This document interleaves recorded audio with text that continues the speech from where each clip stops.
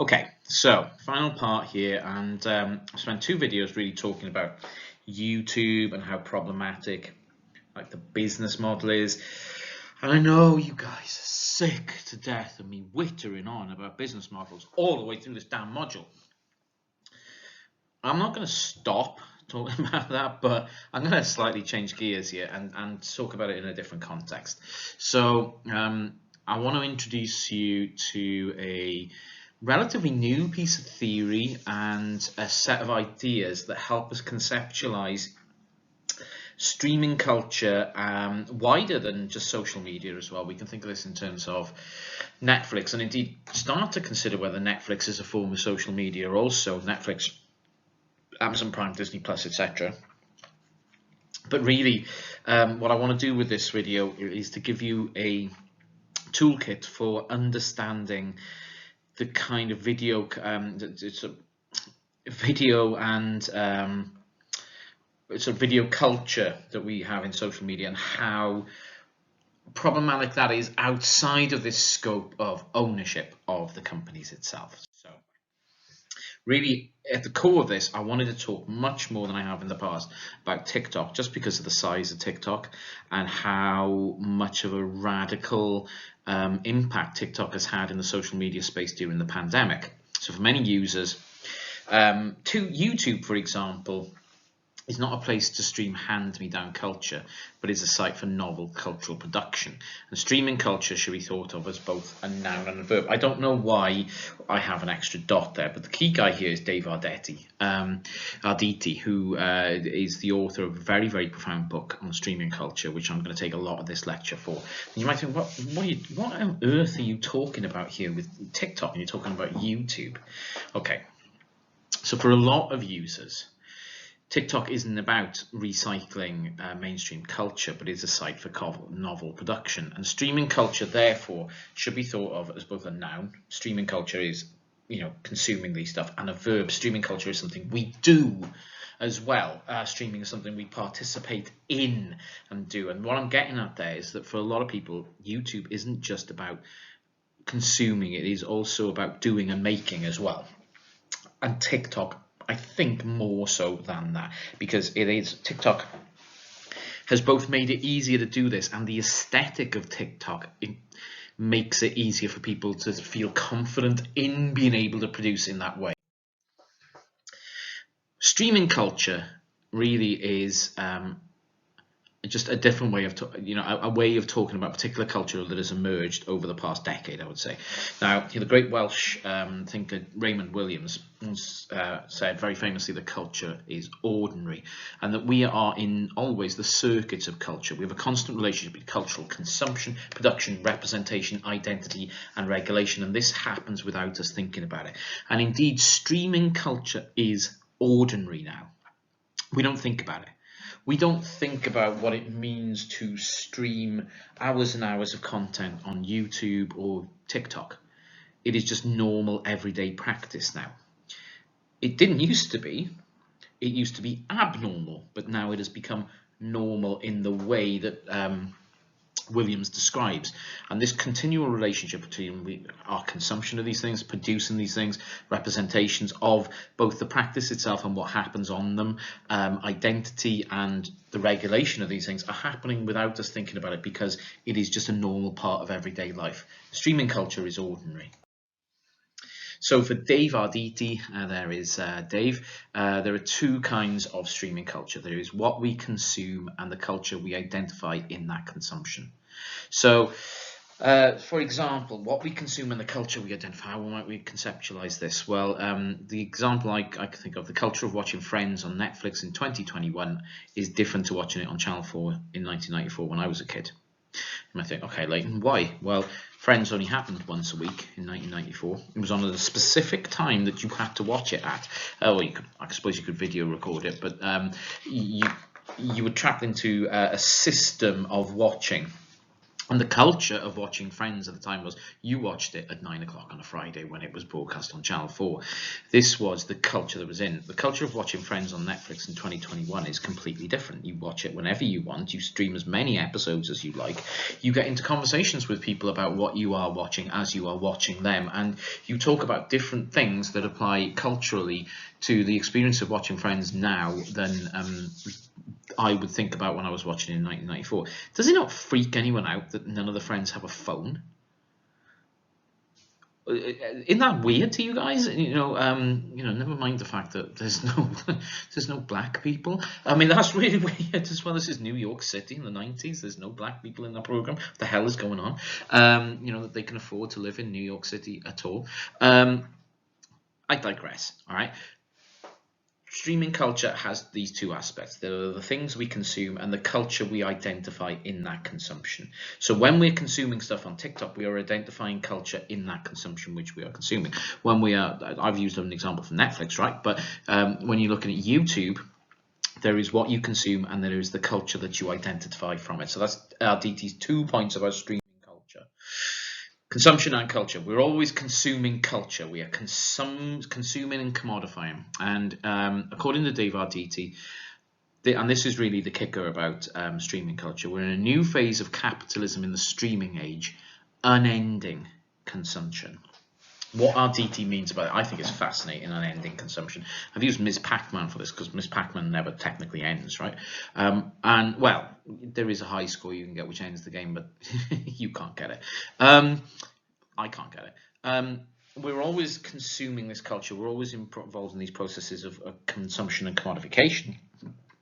But according to Dave Arditi, that's never coming to an end today. We are trapped, if you like, in a loop of consumption. We are trapped in these cultural circuits, to go back a little further into the last slide, of consumption over and over and over again. On Netflix, you might finish Friends.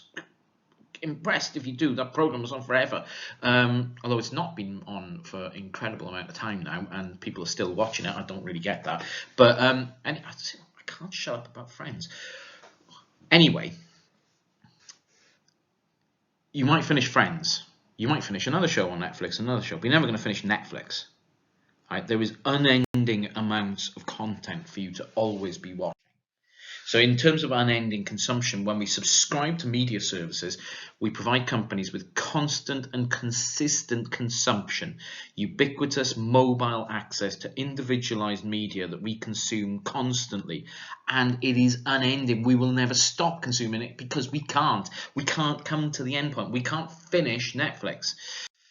So streaming has absolutely destroyed the attractiveness of the on-demand economy.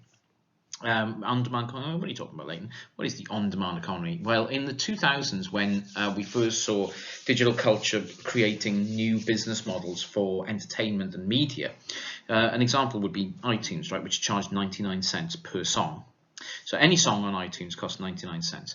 Albums would cost multiples of this, but it was one of the things of iTunes that any song that you want anywhere from any artist in the world will cost 99 cents. That was up against Pirate Bay, which said you can download the whole album for free if you know how to do these things. It's illegal, but do you care?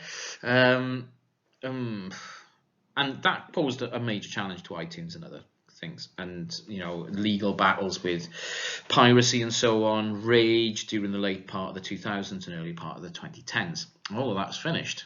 Yeah, the pirates are still chased after, but I'd hazard a guess that most of you don't even know how to pirate something using the Pirate Bay, using a torrent client and so on, because you now, if you're a music fan, you have Spotify. Every song, basically, with a few exceptions, I know, but every song ever for $10 a month versus the hassle of having to use the Pirate Bay and the potential of being caught using it.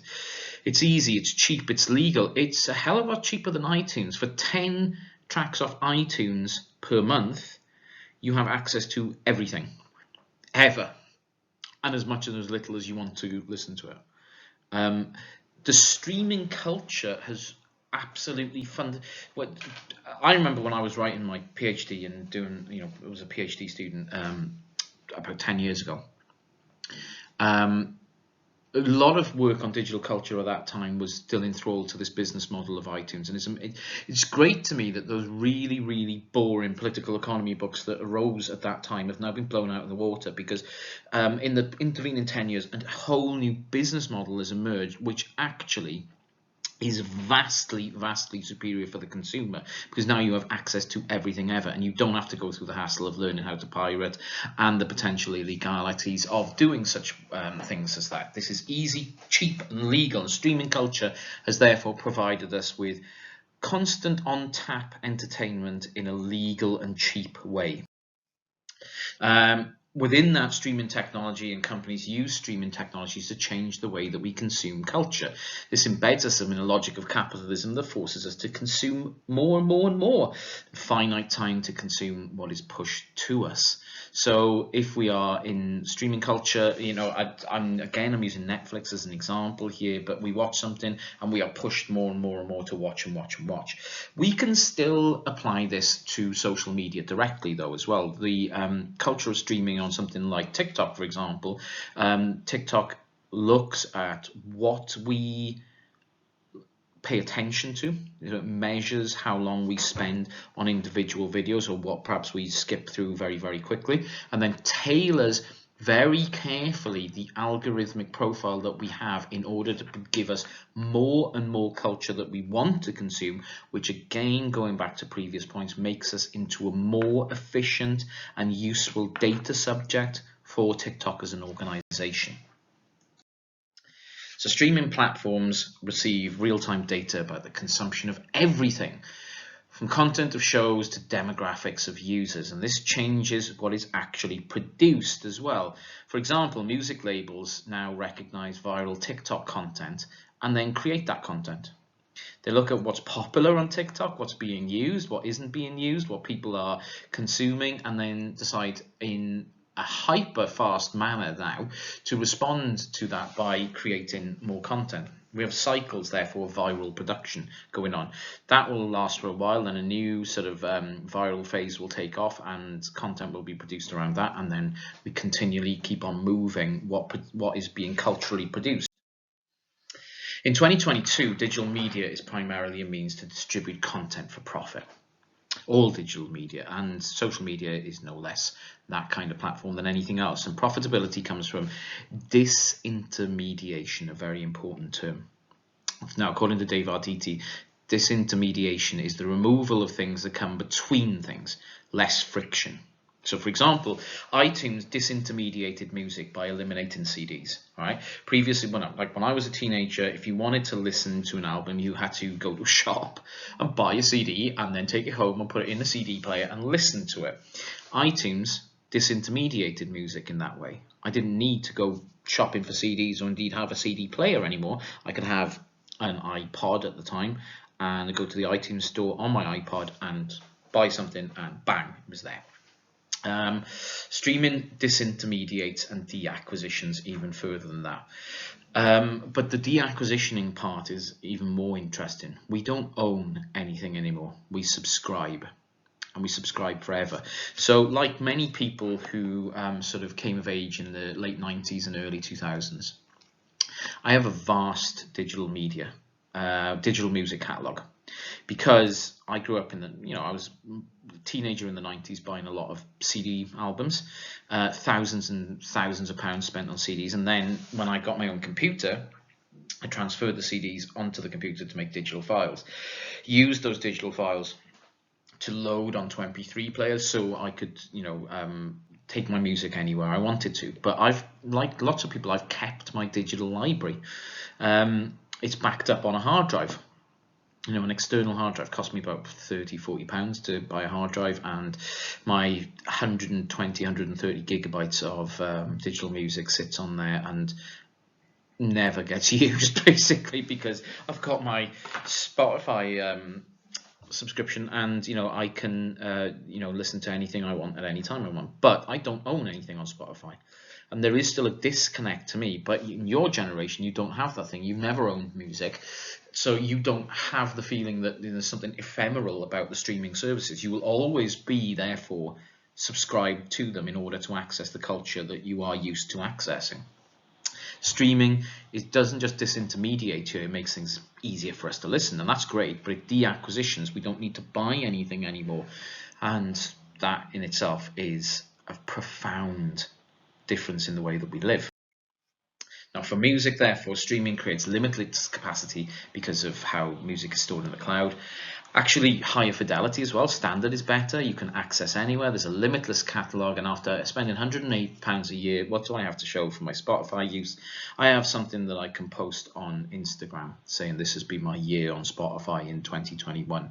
It's an entirely disposable culture. Now, if we take the view of the French sociologist Pierre Bourdieu, what we might be able to say about this is that sharing playlists and sharing what we do on Spotify, for example, is a way of us accruing different types of cultural capital, like social capital with other users, for example. But I'm not convinced that that is so wonderful in this day and age. I mean, who are the influencers that we take seriously on Spotify, for example? You know, there are some, but just like any kind of form of influencer culture, this is heavily politically and economically mediated.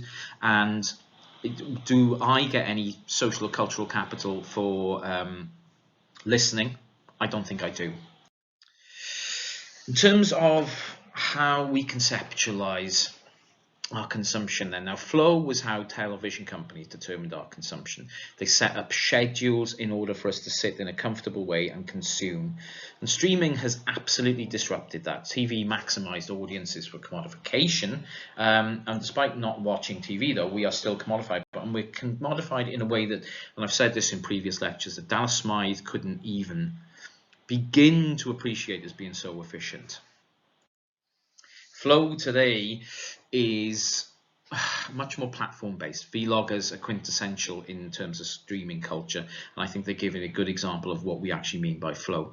Twitch streaming was once an emerging culture, a new cultural practice in video games, right? A video game cultural practice itself. Now it is hegemonic and dominant and part of the very fabric of surveillance capitalism, as exemplified by the work of Susanna Zuboff. Everyone who is watching and everyone who is participating in a flow on Twitch is being commodified in particular ways. The data is being aggregated and you are being sold other content, not just on Twitch, but content which relates to this type of content that you are actually consuming on it. This is the flow of surveillance capitalism. And how do we know this? Well, because Twitch is owned by Amazon. They paid $970 million for it in 2014 at a time when people were like, what? Why would you pay nearly $1 billion for a game streaming service? Yeah, they've made a lot more from it than that. We might want to ask ourselves then, in light of that kind of argument of flow, why is TikTok dominant? What kind of flow is going on? And on TikTok, we have an unending consumption of ourselves.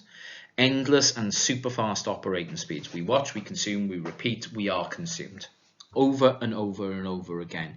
We watch, we consume that content, we repeat all that stuff, we do it, and then we are consumed, and the cycle keeps on going and going and going. An unending consumption, as Dave Arditi said about streaming culture. We're in a process of unending consumption, but we are unendingly consuming ourselves over and over and over again. An inexhaustible resource to be consumed, I guess. In terms of thinking about this, when you're coming to your projects, and especially now, you should be starting to think about part 2 of this of the assignment that you've been set for this module. You need to be thinking about surveillance, commodification, but really about that process of unending consumption. How social media in general leads us down a path where we can never finish consuming. There is always new content, and it is content produced by us on social media. It doesn't just matter on TikTok. TikTok's a great example of it, that's all. So is YouTube, but so is Instagram, so is Facebook, so is Twitter. They're all platforms of unending consumption, and eventually really what we are consuming is ourselves as we contribute to these things. As they are continually refined to suit us better, we end up consuming us. So what we produce and how the platform shapes that production is also important in terms of TikToking, and who is consuming it. Eventually, what is consumed being us ourselves. Okay, I hope you find this material useful, and we will discuss it more obviously in the seminars for this. And so thanks for listening.